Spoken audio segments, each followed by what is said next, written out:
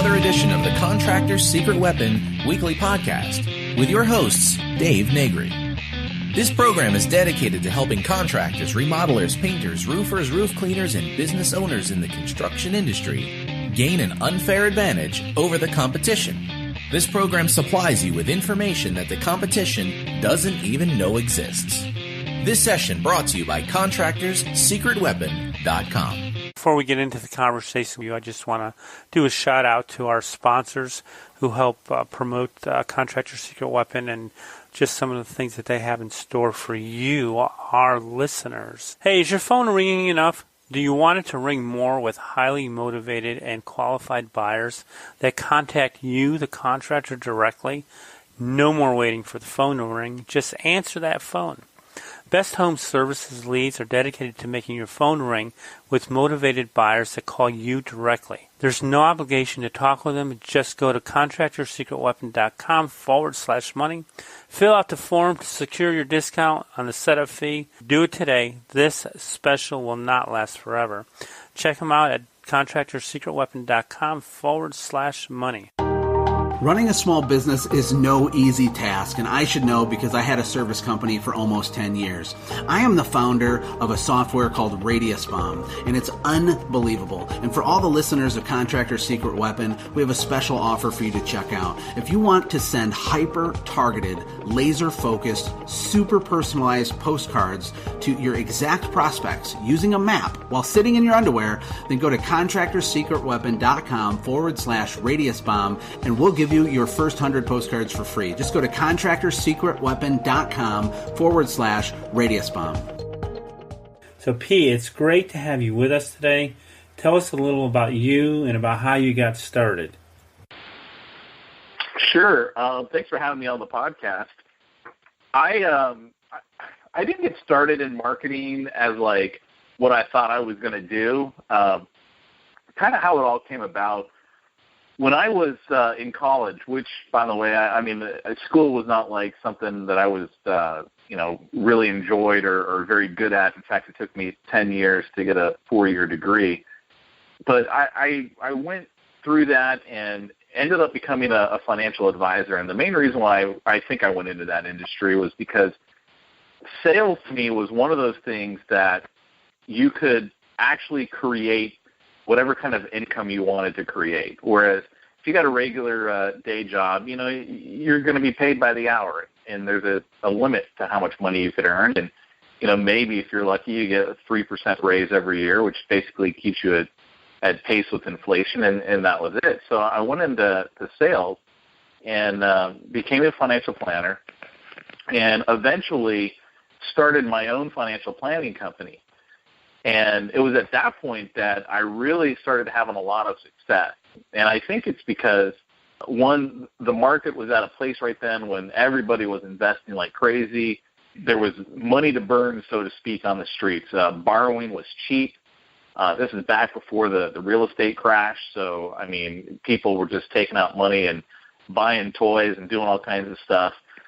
And it was really a good time to be a financial planner because we really couldn't do anything wrong. Everything we did turned to gold. And then as the market started to change, the primary way that I would get customers in the door is I would do seminar marketing, where we would send out a postcard mailer inviting people to, a local eatery, a Mimi's Cafe, a steakhouse, whatever. We'd feed them dinner, and while they're eating, we'd put on a little, I referred to it as a dog and pony show. This is how financial planning works. At the end, hey, if you'd like to get together, let's set up an appointment. It was a very good system. But when the market started to change, we couldn't do any of that stuff anymore. Like, people weren't coming in. And I realized that I didn't understand marketing at all. And what I needed to learn was, how do I actually bring people in the door? And so that started this process of searching out everything I could on marketing and trying to understand what's good marketing versus what's bad marketing, what actually delivers the result that I'm looking for as opposed to, what just looks good, which doesn't necessarily mean it's going to deliver a result.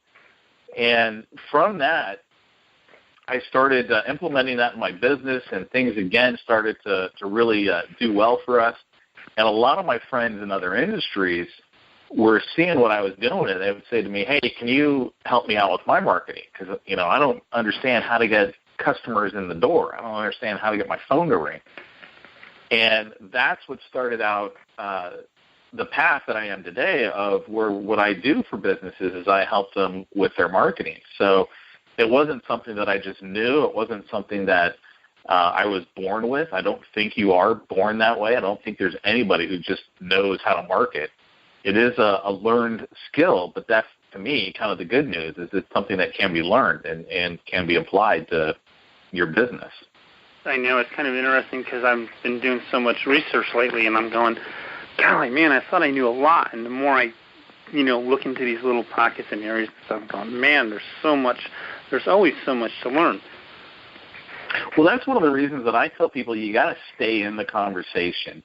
And that's one of the reasons that I listen to podcasts all the time. I have a podcast. I get to be on your podcast. That having just as simple as a podcast where you're listening to it while you're driving, as Zig Ziglar would say, turning your car into a university on wheels. It keeps you in the conversation, even if it's stuff you've already heard or you already know. There's so much out there that you have to be reminded of. Yeah, it is. I remember, and not too long ago, and speaking about just listening all the time, I had come up with a thought, and I couldn't think of the perfect words. I'm writing down, I must have written down 10 titles or whatever you want to call them. I get to 15, and I'm going, none of it just sounds right. And then I'm listening to a podcast, and it came. Right. The perfect words. Yeah. And it's just going, so I just, recorded it, and this is it. And it was, it was, it was pretty cool. So, yeah, it's just like that constant learning thing. Yeah, exactly. That's it. But I remember, and I took this to heart, probably 8 or 9 years ago, is, listening to Dan Kennedy, saying that, number one, you're in the marketing business. You may be like I'm in the painting and roof cleaning business, and but that's just how I get my income. Because without the marketing, there is no income. I think that's a concept that most people don't understand and don't get, and especially marketers themselves. And the idea is you're in the business of marketing your construction business, or you're in the business of marketing your painting business. Whereas we all think that we're in the business of being a painter, of being a construction owner, a facilitator, or whatever you want to, however you want to term it. And the same thing happens with marketers. They go, I'm in the marketing business. And no, the reality is you are in the marketing of your marketing business if you're a marketer, or you're in the marketing of your painting business. And understanding that's what your number one goal and responsibility is you have to make the phone ring. If you don't, there's no business. If there's no business, all the other cool stuff that you do doesn't matter because you got no one to do it for. You have to bring customers through the door. Yeah, and it's like, who was it? I can't remember off the top of my head what his name was. He used to go to some of his seminars. He says, my grandma makes the best hamburgers in the world, but McDonald's knows how to market them. That's a good line, yeah. So in its simplest forms, what is direct response marketing? Because that's really, you've been talking about how to get people to respond to your marketing so that you could get in front of them to tell them your story so that they can make more money through investments prior. Well, here's how I define direct response marketing. In fact, the term direct response marketing I don't use with clients because to me, as I think of that term, it doesn't make much sense. How it originally got named was indirect response would be I'm running a TV ad and I'm sending you to a store to buy my product. So direct would be I'm running a TV ad and I'm asking you to call me to buy my product. You know, you still see what we would refer to as direct response TV ads, you know, where they call this number and, you know, operators are standing by. Infomercials are a great example of direct response TV ads. But how I like to refer to direct response and how I term it for my clients is it's immediate results advertising. Because in the end, that's what people are looking for. Business owners are looking for an immediate result from their advertising. I spend X amount of dollars and X more dollars comes into me. Right. And that's what I think they're actually after. So that's a great. I never thought of it like that because, you know, I've heard a lot of people say that, you know, you put the ad together and, you know, they say that, well, you got to let it run 4 or 5 times to see if anybody says they know your brand and da. And but if you want you really want immediate response from that particular marketing piece, so you know whether it works or not. You don't wait 4 or 5 or 6 months. Yeah, well, Cy Sperling, you might remember him. He used to run those commercials all the time. He was the hair club for men, and he'd get up there and he'd say, you know, I'm not only the president, I'm also a client. He'd show his picture with him being bald. He had a great line. He would say, why would I run an ad a second time that didn't pull for me the first time? And it's the one thing that everybody who sells ad space, whether it's a radio company, a TV company, a flyer company, a magazine, a newspaper, they always say that same thing that you just said, Dave, and that's you've got to run an ad, you know, 4 times, 8 times, 12 times, whatever number they can get you to buy into is what they're going to tell you. But the reality is why would you run it a second time if it didn't work the first time? It's not going to work the second. That's not the way people buy. They don't go, oh, I really like this guy's logo, so and I've seen it 8 times, so now I'm going to respond to it. I like his pretty dog. Yeah, it doesn't work that way. But everyone who pushes that idea is selling something. So when you start looking at where is this person coming from, and that's why they're saying what they're saying to me, things start to take on a new dimension. So when you've got the guy who's selling the ad space in the magazine saying, you got to run it for 12 months for it to really work, well, where is he coming from? He's coming from a position of, I've got to sell this advertising, and I want you to buy 12 months' worth of advertising. Right. When you've got a marketer who's saying, look, I get paid when you get paid, so I'm getting a piece of the profits, which is what happens in the immediate results advertising world and the direct response marketing world. Okay, that makes their whole goal. Yes, their goal is I got to get you to get more business because I'm getting a piece every time you make money. So now it's a totally different type of relationship. That's interesting. That's wild. Yeah, I know because I know. So let me ask you this. Do you think that if most business owners took their marketing, their advertising from the standpoint of it's not an expense, but it's an investment, do you think that they would look at it differently? I don't know that they would look at it differently if they saw it as an investment, because you can see it any way you want, but how most business owners see it as a black hole. They see it as something that they're deathly afraid to not do, but they have no idea what it actually does when they do it. So I'll give you an example. One of my favorite TV shows is Shark Tank. I religiously watch that thing. My wife loves it too, which is really good because my wife loves nothing to do with business, right? So when we find a show that we like together, it's really cool. But I was watching in one of the last few episodes, Damon Johns, who's started a company called FUBU and all this, he's known as the branding guy. Like, that's his whole thing, is this marketing thing called branding, which, by the way, I'm not a believer in branding. It's such a colossal waste of money, it's not even funny. But what I thought was funny is here's the branding guy, and he says this off-the-wall remark to one of the people who's coming there asking for money. I don't remember who was asking for money, right? But he just said, oh, well, you need marketing, and that's the black hole of every business. And I thought it was funny that he said that, because that's exactly the way most business owners are, is they look at it, this black hole. I have no idea what it is. I don't understand this marketing thing. Part of it is because they don't track anything. Like branding and brand advertising, one of the reasons why I'm not a big fan of it is you don't track anything. Right. So it's not accountable and it's not responsible to you. If I run an ad in a magazine and I have no way of tracking it, what the guy in the magazine or what the guy who sold me that space is going to say, oh, well, the reason why it didn't work is, the economy's down right now. Or it's always going to be something, right? It's never going to be their magazine. It's never going to be your ad. It's going to be something. But when you start getting in more calls, that could be because someone really likes your painting job and told all their friends and family at the PTA, and that's the reason why you're getting all these calls. But the guy who sold the magazine space, well, he's going to take credit for it. It's because we've got this great magazine, and you decided to run your ad over here.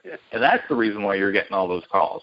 So they take all the credit when things go up and none of the fault when things go down. Yeah, I'm glad you answered that, because that was really one of my next questions was how important is it to track it? Because and you didn't just answer that, because if you don't track it, how do you know what's working and what's not? Well, and no company wants you to track it. So give you an example. One of my buddy's stepfather was the union president for, I think it was Yellow Pages. And, he did that for 30 years or something like that. Was their top salesman before he went into working for the union side of it. And they used to have tracking 800 numbers for the Yellow Pages. And I guess they still do. And what they'll do is they'll set you up with your own 800 number so that way you can see how many people are actually calling in from the Yellow Page ad. And in response to my buddy, he goes, oh, well, we stopped offering that when the Internet came out. He's like, yeah, we still have it, but we don't offer it because they don't want you to know how few or how many calls, because their biggest fear is how few calls are coming in from that particular medium. Right. And, if you don't track it, again, if you're running 5 different ads in 5 different places, right, a newspaper, a magazine, a flyer, and a mailer, and you get business, you don't know which one of those actually brought in the business.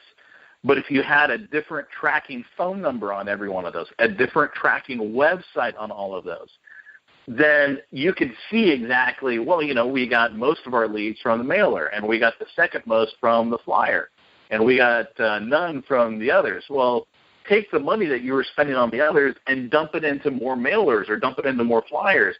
Or if it came in from a radio ad, but you had a separate phone number on that radio ad, and so all that business that's coming in from there, well, then buy more space. Right. When I was working with a law firm, and they were running ads all over the place on radio, nationwide ads, they had a different phone number for every radio station. So they knew where the leads were coming from, and they could buy more on Howard Stern or less on Howard Stern and, more over here on XYZ radio station, and you got to track it. Yeah, and, it's kind of interesting because for the lonely contractor, that's goes into, well, that's one more job I got to do. But realistically, that's a job you should want to do because it keeps your expenses to a minimum of outlay on your cash. But, you track it, then you can, like you said, put it where it works.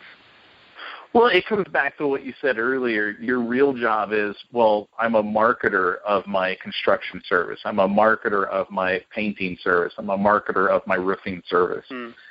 And if you don't see yourself in that position, then, yeah, you look at it and you go, well, that's an extra job I got to do. Now I got to track this stuff. Right. And it's actually not that difficult to track. There's because of the Internet, right, and how cheap the Internet has made things. You can go to almost any 800 service or phone service, and for like $5 a month, they'll set you up with a different phone number, and it can all ring through to your same phone. But then you would at least know where they're coming from. Yeah, you could more like print up a report at the end of the week or the month or something like that to see what's coming from where. Right. Exactly. That's awesome. So, and here's an interesting thing that I wanted to ask you because it probably has more to do with mindset, I think, because direct response or the attraction marketing works is probably hands down better than anything else because you're getting more than the person who's interested right now. You're actually getting the person who's interested in the future, but it's not a hot lead, it's a warm lead. Right. But how do you think of that change? How do we get people to change their mindset around that, to make it simpler and more of a return on investment as opposed to an expense? Are you talking about the actual business owner? How do you get them to change their mindset? Yeah, because I think that real estate agents have a great buy-in when they become a real estate agent because they're trained from the very beginning that they need to bring people in, they need to go get them, they need to spend money on this service and this service and this service. But they have a whole training program in a sense that gets them geared for success, in a sense. But the contractor who goes into business for himself doesn't realize that he really needs a system for success. Right. Well, my answer is this. How do I get a contractor to change their mindset about that? And it's probably not an answer you're going to like because my response is I don't. I don't try and get them to change their mind. I don't need 100 contractors to change their mind. I only need one. Right. And that's the guy who understands what I do and understands how marketing works. And we're going to go out there and we're going to crush all the rest of them who don't understand how marketing works and aren't willing to learn. I don't try and convince them. I don't try and get their minds around it.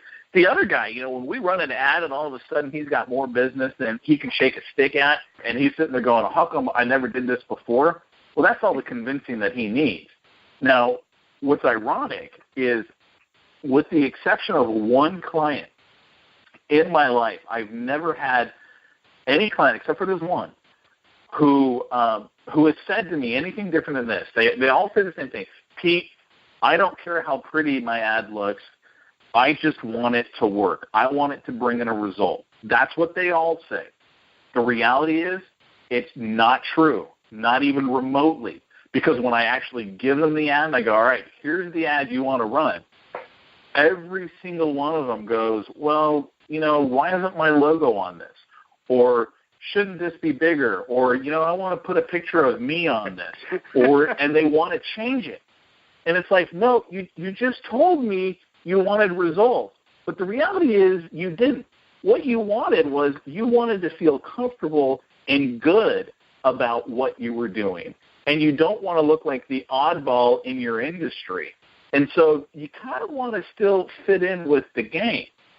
But I'm not concerned about that. All I want is the result. Now, the only client I've ever had who didn't argue with me on anything is, ironically, it's you, Dave. And I think it's because you actually understand what I'm doing. And I still remember when you came to me and I was looking at all your stuff, and I'm like, why in the world is this guy hiring me? I mean, he already gets this. But that's the oddity, right? Most business owners they're just not thinking that way. I mean, they're thinking. We refer to this, and I'm sure you've probably used this term before. We refer to this as incest marketing. We look at what everyone else is doing in our industry, and we copy it. Right. And it's name, rank, serial number, right? Our logo goes at the top. Here's our catchphrase, which we think is really cool. And here's my phone number and my address and my website. And we run that thing everywhere. And we wonder. Say that again, Dave? Said it's like a flyer. It's that flyer you just throw on somebody's lawn. Well, it's a business card that we turned into a flyer that we threw on someone's lawn. And we're like, well, why doesn't that work?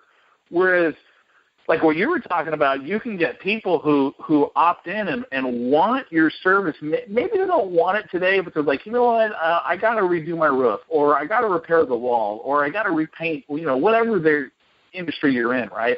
And they're going, I got to do this, but I'm not quite ready yet, but I'm going to be soon.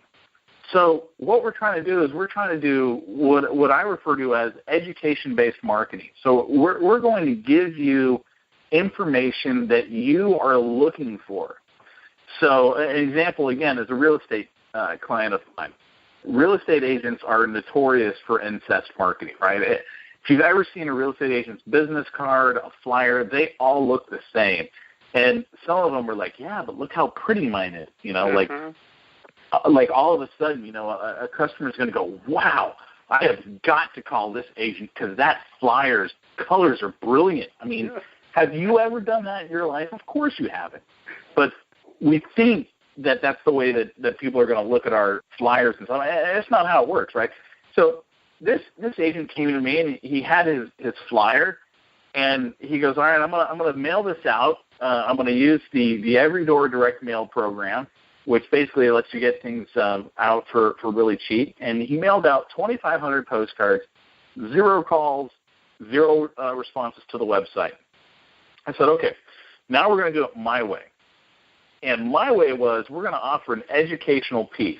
And the educational piece that we were offering, again, this is a real estate agent, was I think it was the free March 2013 guide to La Mirada home prices.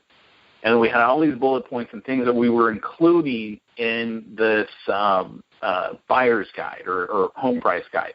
Because, see, here's the first thought that goes through someone's mind when they're thinking, I might want to sell my home. The first thought they have is, I wonder what my home is actually worth. It's not, I wonder who's a good real estate agent. I wonder who can get it sold quick. I wonder who can get it sold for top dollar. No, it's a self-interest thought that goes through their head. I wonder what my home is worth. So we're offering them a way to get the information that's in the back of their mind. I wonder what my home is worth. And we get them to raise their hand and say, yeah, I'm somewhere in this process. I'm either going to be selling my home in the next 30 days or maybe sometime over the next year, but I'm in this process. I would rather have that guy and then continually follow up, and get them to close than to be like, look, I have to run an ad today because I need to get someone to call this afternoon because I've got to put food on the table tomorrow. And that's where most business owners are. They're last-minute marketers. Yeah. And it's long run, I mean, it's not a good way to live. No, because there's no longevity in your business. There's no future in it. It's high stress. I mean, the stress that you go through. I know that's kind of, it's about this some other time, but a lot of the way that we ended up doing business was through relationship marketing you did with your newsletter. Yeah, well, I mean, that's a good example right there. I don't even remember how you'd originally gotten into my funnel. It might have been through a book or through something, but somehow... I think it was through his name, 3D. Oh, the 3D. I think Travis. It was Travis. It was something in his, because I get a newsletter from him too. It was just, you were there at the right time, and I knew that, and I'm sure you've gone through before using other people, is that you'd have to train them on how you wanted things exactly. And I knew enough through your newsletters and stuff that we thought a lot alike. Yeah.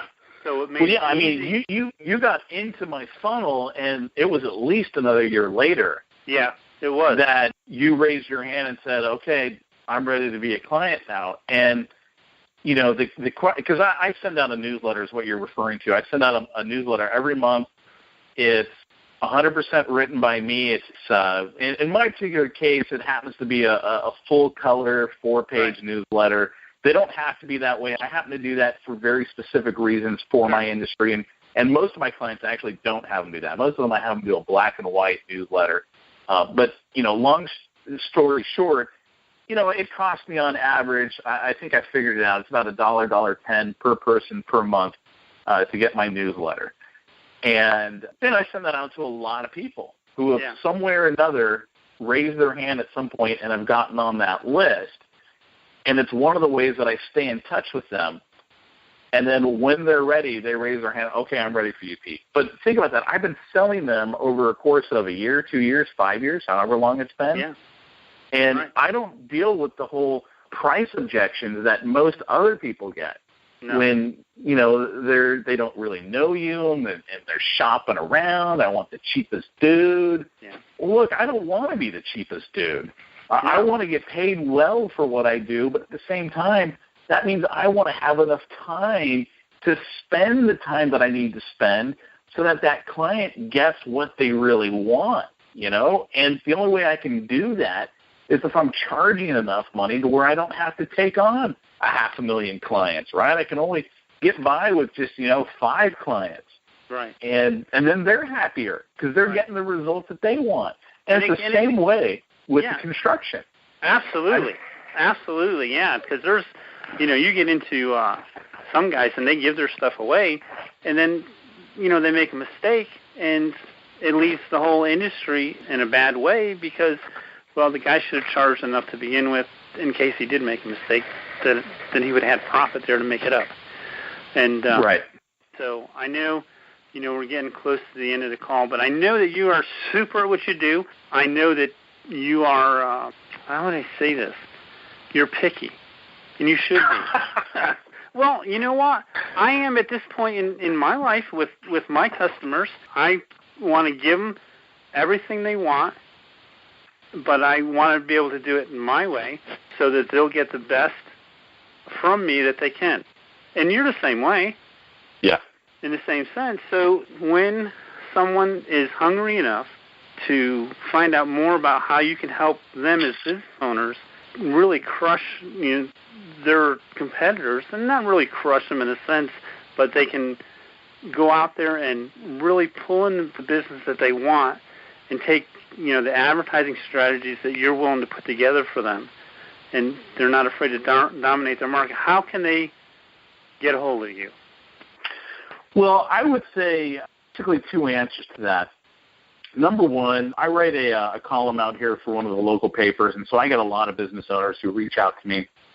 And I found the best way that I can educate people on what I do, and at the same time they can learn some great information to decide, 1, am I right for them? But 2, what should they be doing in their marketing? I put together a webinar. And so the first thing I tell people is you want to go to the webinar. It's free. Attend it. And once you've sat through that, you're going to leave there with some fantastic ideas that you can take and immediately implement in your business. And some people are going to look at that webinar. They're going to say, you know what, Pete's the guy I want to work with, and there'll be a way for you to reach out to me after you've attended the webinar. Other people, they're going to look at that, and they're going to say, hey, I learned some great stuff, but you know what, I know Pete's going to be out of reach for me at this time. I'm not going to reach out to him right now. And that's totally cool. You're going to get some great ideas and some information. The other thing that I'll tell your listeners that they can get as a free gift is I put together a report that everybody, your market, construction, painters, roofers, they need to have this thing. It's how to mail out 152,143 promotional postcards every month without paying 1 red cent. At the very least, everyone should have that. I literally walk you through step by step. Now, if you could send out that much promotional material every month, even if you did a bad postcard, how much business do you think you're going to get? Absolutely. Yeah, that's so wild. I know I've got the program, and it's pretty awesome. And give them the web address, and then what I'll do is I'll take them and I'll put links onto them from our website, too, that when they go to it, they can just shoot over to your place. Yeah, they can get that. So you can go to bustoutthebigguns.com. That's my website, bustoutthebigguns.com. And at the very top, you'll see it's a free report that I offer. And then get it and take it and implement it. Doesn't do you any good if you get the information and don't actually use it. Oh, yeah. No, I'm just kidding. I'm a facetious theory. There's just all the people who go to seminars and then buy stuff and then they throw it under the sink, Right, exactly. But, no, I really appreciate you being on with us today and just sharing your information with us and giving our listeners something to go to learn more about marketing and how they can, really dominate their market or just keep more profit. Someday we'll talk about the newsletter. Sounds good. Well, Dave, thanks again for having me on. Again, I want to thank you for joining us and investing your time with us today. I hope you enjoyed this week's episode, and if you did, go to iTunes and give us a shout out.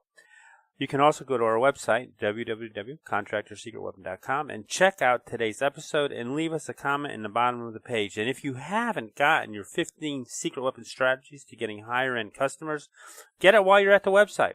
Also, I want to thank again our sponsors for keeping this podcast alive for your profit-making pleasure.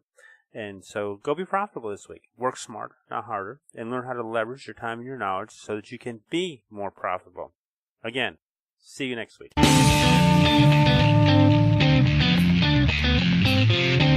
Thanks for joining us for another weekly episode of the Contractor's Secret Weapon podcast with Dave Negri. We would love to hear your comments about this episode, so visit us online at www.contractorsecretweapon.com and let us hear your thoughts. If you were listening via iTunes, please leave us a positive review. The more positive reviews we receive, the more other contractors will benefit from this show. Thank you, and see you next time here on the Contractor's Secret Weapon podcast.